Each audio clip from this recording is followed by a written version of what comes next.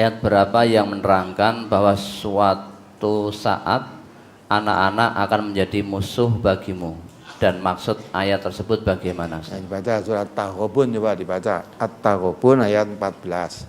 Surat At-Taghabun surat 64 ayat 14. Ya ayyuhalladzina amanu inna min azwajikum wa auladikum atuwwal lakum fahzaruhum wa in ta'fu wa tasfahu wa taghfiru fa innallaha ghafurur rahim. Hai orang-orang yang beriman, sesungguhnya di antara istri-istrimu dan anak-anakmu ada yang menjadi musuh bagimu, maka berhati-hatilah kamu terhadap mereka.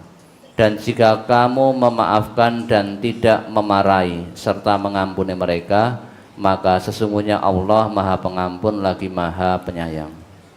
Yang ditanyakan apa? Ayat berapa, surat berapa yang menerangkan anak-anakmu dan istri jadi musuh, dan maksud ayat tersebut bagaimana? Sudah terangkan dah, surat Taghabun ayat 14. Perintahnya jelas, ya ayyuhalladzina amanu inna min azwajikum, sesungguhnya dari jodoh-jodohmu atau istri-istrimu, wa auladukum, dan anak-anakmu, atuwul lakum, menjadi musuh bagi kamu. Musuh itu artinya menjadi penghalang.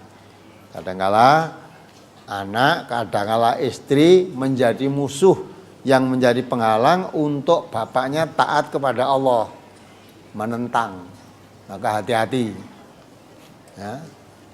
Walaupun itu anak, walaupun istri ya, kalau dia menentang itu jadi musuh.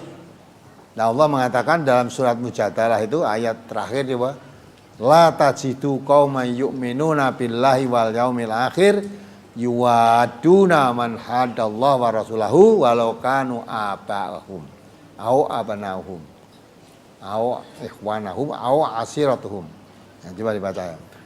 Surat Al-Mujadilah ayat 22.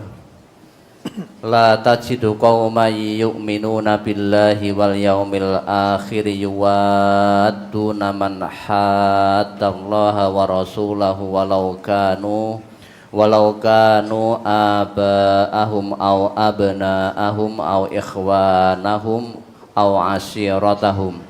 Ulaika kataba fi qulubihimul imana wa ayyadahum biruhim min wa yadkhiluhum jannatin tajri min tahtihal anharu khalidina fiha radhiyallahu anhum wa radu an. Ulaika hizbullah ala inna hizballahi humul muflihun. Kamu tidak akan mendapati suatu kaum yang beriman kepada Allah dan hari akhirat saling berkasih sayang dengan orang-orang yang menentang Allah dan Rasul-Nya, sekalipun orang-orang itu bapak-bapak atau anak-anak atau saudara-saudara ataupun keluarga mereka. Mereka itulah orang-orang yang Allah telah menanamkan keimanan dalam hati mereka dan menguatkan mereka dengan pertolongan yang datang daripadanya, dan dimasukkannya mereka ke dalam surga yang mengalir di bawahnya sungai-sungai, mereka kekal di dalamnya.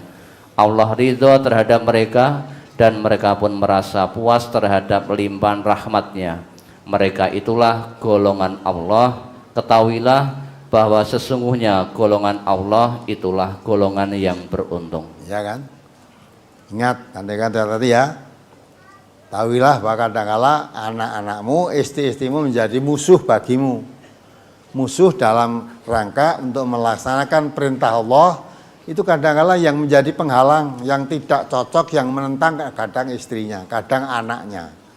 Maka kalau anak atau istri menentang ayahnya di dalam melaksanakan perintah Allah, menjauhi larangan Allah, berarti menjadi musuh itu dalam beragama ini.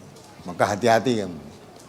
Nah, kalau dimaafkan hasilnya maafkan dia, dinasihati, memusuhi ayahnya untuk melaksanakan perintah Allah menjadi larangan Allah itu mungkin karena tidak tahunya. Maka orang tua mempunyai kewajiban ku anfusakum wa ahlikum, nah, dididik, dimengertikan tentang agama. Kalau memang dididik ya tetap membenci malah makin meningkat permusuhannya.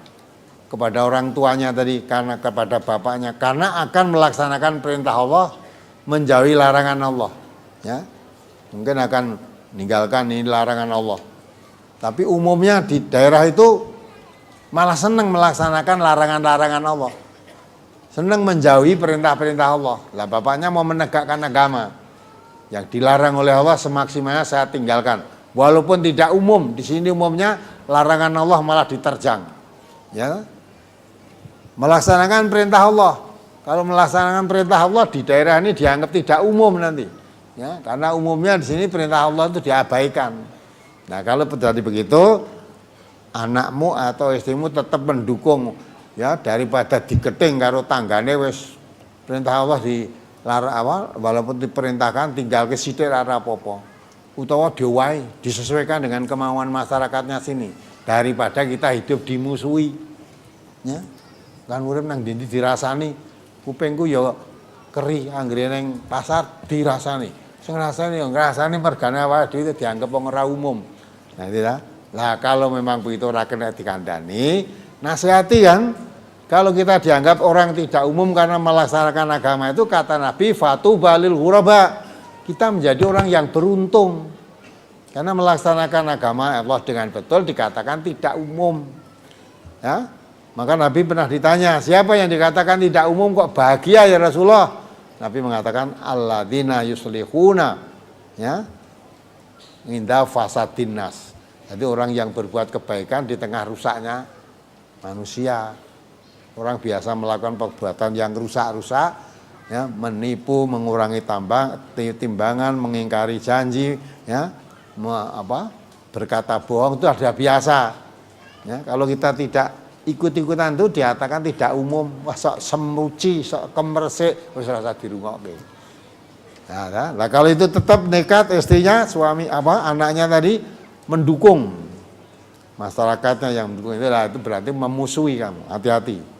Kalau tetap dinasihati ke jalan Allah dan Rasul tidak mau, dari musuh tercabut, la tajidu qauman, akan tercabut, yu'minuna billah wal yaumil akhir, yuwaduna man hadallah wa rasulahu. Ya, tercabut. Tidak akan kamu jumpai orang yang beriman pada Allah dan Rasulnya kok menaruh kasih sayang dengan orang-orang yang menentang Allah dan Rasulnya, sekalipun itu bapak-bapakmu atau anak-anakmu atau keluargamu atau istri-istrimu.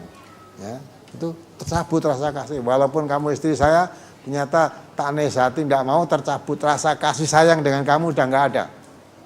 Mengapa sih itu? Ulaika kataba fi qulubihimul iman, karena sudah tertanam dalam hati kami, terpatri rasa keimanan. Ya, wa ayyadahu bi ruhi minhu, kuatkan dengan ruh dari Allah.